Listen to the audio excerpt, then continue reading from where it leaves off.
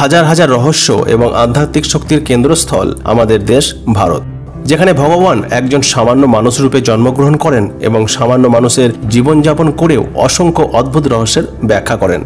গোটা পৃথিবী জুড়ে সবার থেকে ভিন্ন, সব থেকে সুন্দর এবং অসংখ্য রহস্য সমাহিত আছে ভারতের কোনায় কোনায়।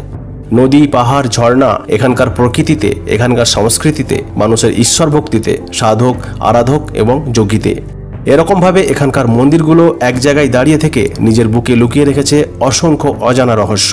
এরকমই একটি মন্দির আছে ওড়িশায়, যেটি 4 ধামের মধ্যে একটি, যার নাম জগন্নাথপুরী মন্দির। পুরীর এই মন্দিরে ভগবান জগন্নাথ এবং ওনার ভাই বলভদ্র এবং বোন সুভদ্রার কাঠের মূর্তি আছে। কাঠের মূর্তিযুক্ত এটি দেশের একটি আশ্চর্য মন্দির। জগন্নাথ মন্দিরের এরকম অনেক বিশেষত্ব আছে। তার সাথে সাথে এই মন্দিরের এত রহস্যময় ঘটনা আছে যা এখনো পর্যন্ত আজকের আধুনিক বিজ্ঞানের কাছেও অসমাধেয়। হিন্দু ধর্ম অনুসারে 4 ধাম হল বদ্রীনাথ, দ্বারকা, রামেশ্বরম এবং পুরী। মান্যতা আছে যে ভগবান বিষ্ণু যখন 4 ধামে স্থাপিত হয়েছিলেন তখন সর্বপ্রথম তিনি বদ্রীনাথ গিয়েছিলেন এবং ওখানে স্নান করেন। তারপর উনি গুজরাতের দ্বারকা গিয়েছিলেন এবং ওখানে উনি বস্ত্র পরিধান করেছিলেন এবং তারপর উনি উড়িষ্যার পুরীতে খিচুড়ি খেয়েছিলেন। পুরীতে ভগবান শ্রী জগন্নাথের মন্দির আছে। আজ আমরা মন্দির সম্পর্কিত এরকমই রহস্যগুলো সম্পর্কে জানবো, যা আজও রহস্যই আছে। মন্দিরের গুপ্তধনের রহস্য। মনে করা হয় যে মন্দিরের তলে গুপ্তধন রাখা আছে এবং মাটির উপরে মন্দির ঠিক যতটা উঁচু, মাটির তলেও মন্দির ঠিক ততটাই গভীর। মন্দিরের গুপ্তধন সোনা, টাকা, পয়সা এবং স্বর্ণালঙ্কারে পরিপূর্ণ। 2018 সালে ওড়িশা হাইকোর্টের আদেশ অনুসারে 16 সদস্যের একটি টিম খুব কড়া সুরক্ষা বলয়ের সাথে এখানে অনুসন্ধান করতে আসে। এই ঘটনা ঠিক 2 মাস পরে মন্দিরের গুপ্তধনের চাবি হারিয়ে যাওয়ার কথা শুনতে পাওয়া যায়, যা আজও খুঁজে পাওয়া যায়নি। গুপ্তধন দেখে যখন টিম ফিরে আসে তখন ওনারা গুপ্তধনের রক্ষক লোকনাথ মূর্তির সামনে শপথ নিয়েছিলেন যে গুপ্তধন সম্পর্কিত কোনো রকম কোনো কথা তারা কাউকে বলবেন না। ওনাদের কাজ শুধু এটুকু ছিল যে মাটির তলায় মন্দির এখনো কতটা মজবুত আছে তা দেখা এবং মন্দিরের ভিত কি টেকনিকে তৈরি করা হয়েছে তা জানার চেষ্টা করা।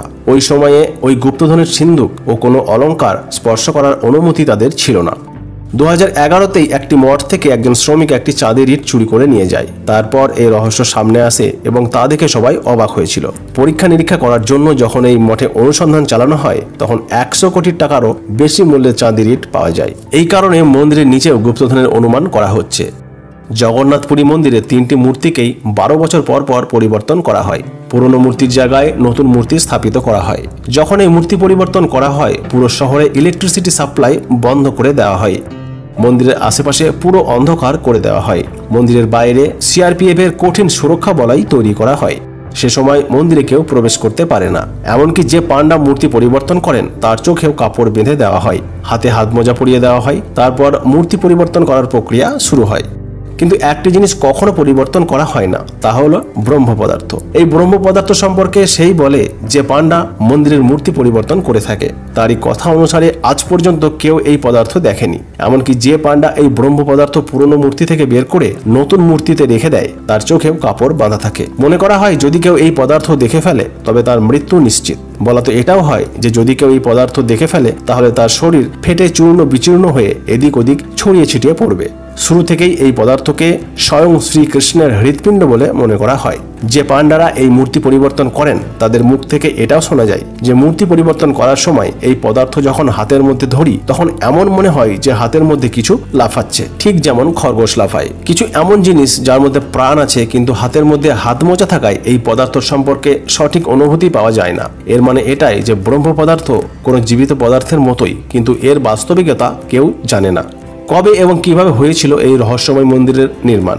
এই মন্দির নির্মাণের পিছনেও একটি রহস্য আছে, তাই তো পুরো মন্দিরটি রহস্যে পরিপূর্ণ। রাজা ইন্দ্রদেব, যিনি মালবার রাজা ছিলেন, উনি স্বপ্ন পেলেন। স্বপ্নে ভগবান শ্রী বিষ্ণু ওনাকে বললেন, নীলাঞ্চল পর্বতে আমার একটি মূর্তি আছে যাকে নীলমাধব বলে ডাকা হয়। তুমি একটি মন্দির তৈরি করাও এবং এই মন্দিরে আমার এই মূর্তি স্থাপিত করাও। রাজা তখন নীলাঞ্চল পর্বতে সেই মূর্তির খোঁজ করায়, কিন্তু শবর সম্প্রদায়ের লোক নীলমাধবের পূজা করতেন এবং এই মূর্তিকে রক্ষা করতেন। সেই কারণে রাজার সৈনিকরা চুরি করে সেই মূর্তি রাজার কাছে নিয়ে আসে। চুরি করার ফলে নীলমাধব খুব দুঃখ পায় এবং সে আবার সেই গুহাতেই ফিরে যায় এবং যাওয়ার সময় রাজাকে আবার স্বপ্ন দিয়ে যায় যে সে একদিন অবশ্যই ফিরে আসবে, কিন্তু তার আগে রাজা যেন তার জন্য এক বিশাল ভব্য মন্দির তৈরি করে।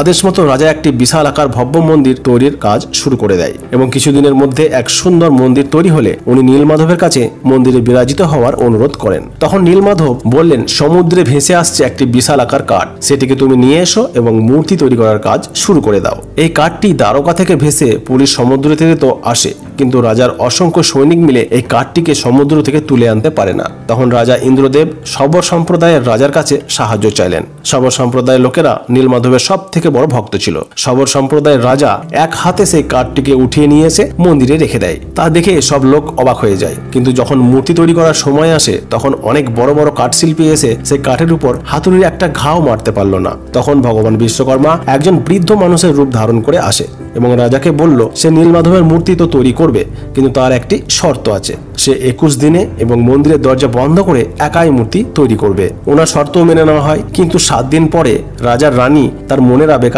ধরে রাখতে পারছিল না। তাই রানীর কথাতে রাজার আদেশে 21 দিনের আগেই মন্দিরের দরজা খুলে দেওয়া হলো। এইভাবে যখনই মন্দিরের দরজা খোলা হলো, ভিতরে কিন্তু আর সেই বৃদ্ধ মানুষটিকে দেখা গেল না। সেখানে শুধু 3টি অসম্পূর্ণ মূর্তি ছিল। ভগবান নীলমাধব এবং ওনার ভাইয়ের ছোট ছোট হাত ছিল, ওনাদের পা তখনও তৈরি করা হয়নি এবং বোন সুভদ্রার তো হাত পা দুটোই তখনও তৈরি হয়নি। তখন রাজা এটি ভগবানের ইচ্ছা মনে করে এই অসম্পূর্ণ মূর্তি স্থাপনা করেন। তখন থেকে আজ পর্যন্ত 3 ভাই বোন এই রূপেই মন্দিরে বিরাজিত। মন্দির সম্পর্কিত একটি মান্যতা আছে যে ভগবান শ্রীকৃষ্ণ যখন নিজের দেহত্যাগ করেছিলেন এবং ওনার অন্তিম সংস্কার করা হয়েছিল, তখন ওনার শরীরের শুধু একটি অঙ্গ ছাড়া বাকি সব পঞ্চতত্ত্বে বিলীন হয়ে গিয়েছিল। মনে করা হয় যে ভগবান কৃষ্ণের হৃৎপিণ্ড তখন একটি জীবন্ত মানুষের মতোই চলছিল। সিংহদুয়ারের রহস্য বলা হয় সেই হৃৎপিণ্ড আজও সুরক্ষিত আছে এবং ভগবান জগন্নাথের কাঠের মূর্তির ভেতরেই রাখা আছে। জগন্নাথপুরী মন্দির সমুদ্র তীরে অবস্থিত। মন্দিরে একটি সিংহদুয়ার আছে। বলা হয়ে থাকে যতক্ষণ আপনি আপনার পা সিংহদুয়ারের বাইরে রাখবেন, সেই দূরত্ব 1 পা পিছনেই হোক না কেন, ততক্ষণ আপনি সমুদ্রের ঢেউয়ের শব্দ শুনতে পাবেন। কিন্তু যখনই সিংহদুয়ারের ভিতরে আপনার পা যায়, সমুদ্র ঢেউয়ের শব্দ তখন কোথায় যেন হারিয়ে যায়।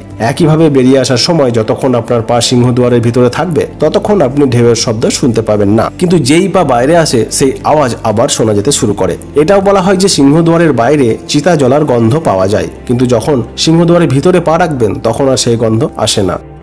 মন্দিরের রান্নাঘরের রহস্য বলা হয় যে জগন্নাথ মন্দিরের রান্নাঘর পৃথিবীর সবথেকে বড় রান্নাঘর। এখানে 600 রান্না ঠাকুর এবং 400 হেল্পার কাজ করে। মান্যতা আছে এখানে লাখ লাখ ভক্ত হলেও কোনোদিনও এখানে প্রসাদ কম পড়ে না। কিন্তু যখনই মন্দিরের গেট বন্ধ হওয়ার সময় আসে, প্রসাদ নিজে থেকেই শেষ হয়ে যায়। তার মানে এখানে প্রসাদ কোনোদিনও শেষ হয় না। মন্দিরে যে প্রসাদ তৈরি করা হয় তা কাঠের জ্বালানিতে রান্না করা হয়। এই প্রসাদ 7টি মাটির হাঁড়িতে রান্না করা হয়। এই মাটির হাঁড়িগুলি একটির উপরে একটি রাখা থাকে, অর্থাৎ সব হাঁড়িগুলি মাটির উনুনের উপরে একটির উপরে একটি রাখা হয়। কিন্তু সব থেকে বড় আশ্চর্যের কথা হলো যে হাঁড়িটি সব থেকে উপরে থাকে, অর্থাৎ 7 নম্বর হাঁড়িটিতে সব থেকে আগে প্রসাদ রান্না সম্পূর্ণ হয়ে যায়। তারপর ক্রমশ 6, 5, 4, 3 এবং 2 নম্বর হাঁড়িতে প্রসাদ রান্না সম্পূর্ণ হয় এবং সবশেষে 1 নম্বর হাঁড়িটির প্রসাদ রান্নার কাজ সম্পূর্ণ হয়ে থাকে। মন্দিরের পতাকার রহস্য জগন্নাথপুরী মন্দির প্রায় 4 লাখ স্কোয়ার ফিট এলাকা জুড়ে বিস্তৃত এবং এর উচ্চতা 214 ফিট। এই মন্দিরের ছায়া কেউ কোনোদিনও দেখেনি। মন্দিরের চূড়ায় অবস্থিত পতাকার রহস্য হলো এখানে পতাকা প্রতিদিন পরিবর্তন করা হয়। যদি কোনোদিন পতাকা পরিবর্তন করা না হয়, তাহলে মন্দিরের দরজা 18 বছরের জন্য বন্ধ হয়ে যাবে, এরকম মান্যতা আছে। তাছাড়া এই পতাকা সবসময় হাওয়ার বিপরীত দিকেই উঠতে দেখা যায়। মন্দিরের চূড়াতে সুদর্শন চক্র আছে। মন্দিরের যে কোনো কোণ থেকেই এই চক্রকে দেখলে মনে হয় যেন চক্রটি সেদিকেই মুখ করে আছে। ভগবান জগন্নাথকে মন থেকে স্মরণ করে কমেন্ট বক্সে একবার জয় জগন্নাথ স্বামী অবশ্যই লিখবেন।